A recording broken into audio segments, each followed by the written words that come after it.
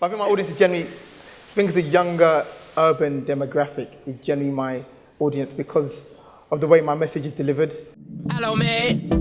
Straight London, Slidercuts got trims in abundance. All smiles when I walk in a function. When it comes to styles, he's got dozens fade. High top juice cut shape up. And welcome to Creativity Beyond Books. Anyone come and get a drink.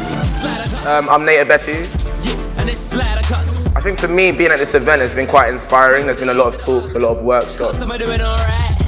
If your hairline's missing, Slidercuts will fix it. So go in and book an appointment.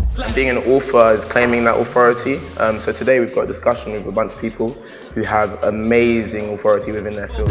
I was telling them, afro low, fro skin, fade low, fade juice, cut high, top one level, all level skin, head shape, red young peeps, old peeps. I'm a barber, started cutting hair when I was very young, about 14 years old. I guess why they probably asked me to come up here is because of something like the brand collaboration. Skin, head shape, red young peeps, old peeps, shy peeps, bold peeps, his cut. My writing, especially black women, especially dark-skinned black women in terms of enrolled with like softness and power. Cut some are doing alright. If your hairline's missing, Slidercuts will fix it. So part of the reason why I wrote this book, or why I was even doing these talks before I wrote the book, was because I saw a bunch of people around me who weren't reaching their potential. I was telling them, afro low, fro skin, fade low, fade juice, cut high, top one level. And they had all these reasons and excuses as to why they weren't. You maybe were misinformed, or you weren't educated enough to know that actually you could have actually just done this as well. Or maybe you should have gone and seen this person and they would have helped you out. Slidercuts will fix it.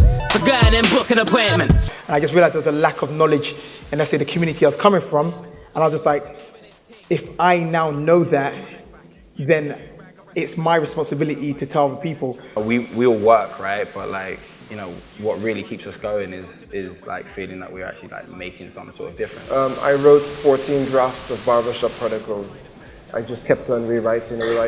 Each time in the room, we're changing things. The actors and I, we're tweaking lines. And time is this illusion we've created, this barrier to things, but it's fluid, and you have to immerse yourself in this fluidity. Your hairline issue is a minor thing, and no one's... People which are educating us through books, through language, through talking, through school, there's a demographic of people they don't reach. That's my audience, because I've come to a place of middle ground where it's like, okay, I understand what those people are saying, but I still remember being that kid. Oh my days, look at the trim again.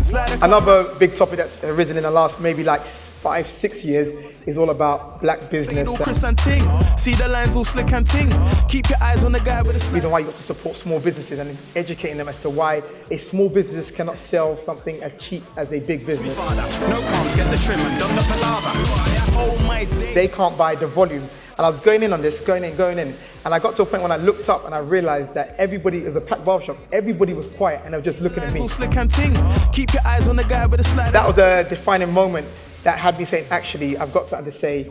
People listen, so I've really got to put this out there. And that's when the talks officially started. Eventually, the book came. Mash up the barber game, we can't settle. What I'd hope for the next generation, like, you know, you always want your children to start in a better position than you started. And I genuinely believe that the next generation have that. Cut some of doing alright.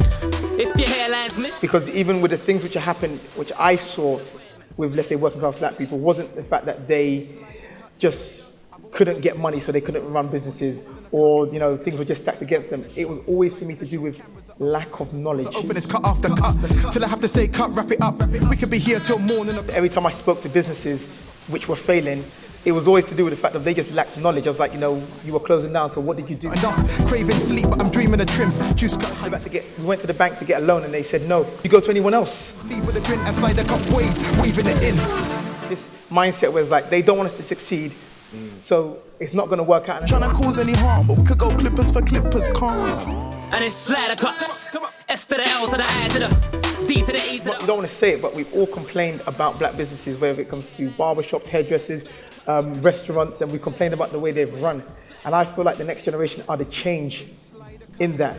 So my hope is that I'm not going to go into like the random Caribbean, African barbershop, whatever it is, and they say they open at 10 and they're not there. Open is cut after cut, till I have to say cut, wrap it up. I feel like the next generation, these type of things won't be happening, or it shouldn't be happening with them, because they're a lot more informed and educated.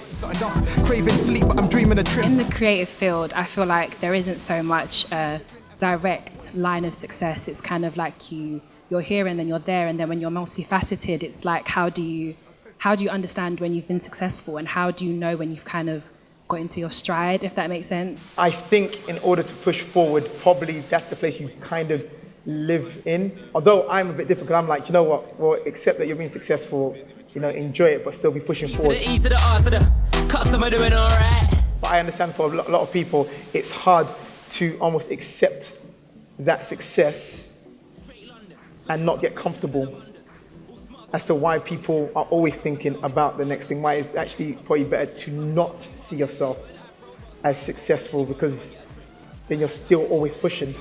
Yeah, and it's Slidercuts. S to the L to the I to the. How do you gauge when your creativity is paying the bills and when it's not? And how do you balance out making sure that it does? Or when you should stop? I think a lot of us have a moment where we're like, oh, should I stop doing it? Should I just go and get a 9 to 5? Depends on your life. I know some people say always push, but I'm like, you need to look at your own situation. If you've got children and they're not eating and you're talking about, but I'm still pushing for the thing which I'm dreaming about, then I'm going to be the person that says to you, grow up and look after the children. E to the R to the cuts, am I doing alright? If your hairline's missing. So I think it's about your priority. I think you've really got to look at your priorities in life. If you're someone who's got no dependencies and for some reason you're in a situation where you're not even paying for your living, then it's like, keep pushing. But if you've got priorities which you are not looking after anymore because you are chasing your dream, then you've become selfish. Shake red, young peeps, old peeps, shy peeps, bold peeps, his cut, her cut, and it's Slidercuts. The question is, we live in turbulent times where we're constantly told to speak our truth, like say what you want to say, speak like where you come from, but within the same breath, we can't be insensitive. How do we strike the balance between speaking our truth and being sensitive to different marginalized groups and different walks of life? Just ask people, why are you saying what you're saying? It's a very simple thing. And even with me, if I'm going to say something, it's just about why. And if it's for the purpose of, let's say, having a conversation, then you might be offended, but I'm trying to have a conversation with you. You might not like my views, but we're having a conversation. If it's for the purpose, I just want to put a statement out there just because I just want to offend people, which at the heart of some things people want to say that's what it is. Because I just want to offend people. That's why you just got to ask yourself, why am I saying what I'm saying? What are your thoughts on the relationship between the creative, what they have to say and create through their work, and the social and political landscape? Do they have a responsibility towards that? Or It must have been like Angela Davis or someone who said that you really can't separate art. Art is inherently political.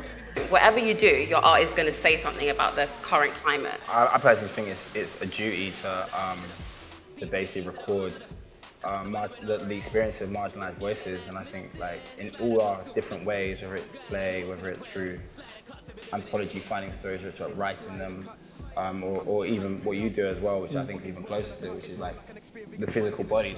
You tell us, you help us tell our stories through that. I think it's vital that we record it, because otherwise, who else is going to do it? You're responsible over the issues you see in life. So I can't directly say that you should be doing this for that reason, or you need to make sure this is changed, or speak to these people. But I always just my general thing when I'm talking to people is, whatever issues or anything you complain about, is what are you doing about that? Morning I stop, sunrise and drop, I'm still in the shop. 16-hour shifts, the grind is too much, but I can't give it up, cause the grind's not enough. Craving sleep, but I'm dreaming of trims. Juice cut high top, fade into skin. Two scratch Kel King, leave with a grin, and Slidercut wave, waving it in.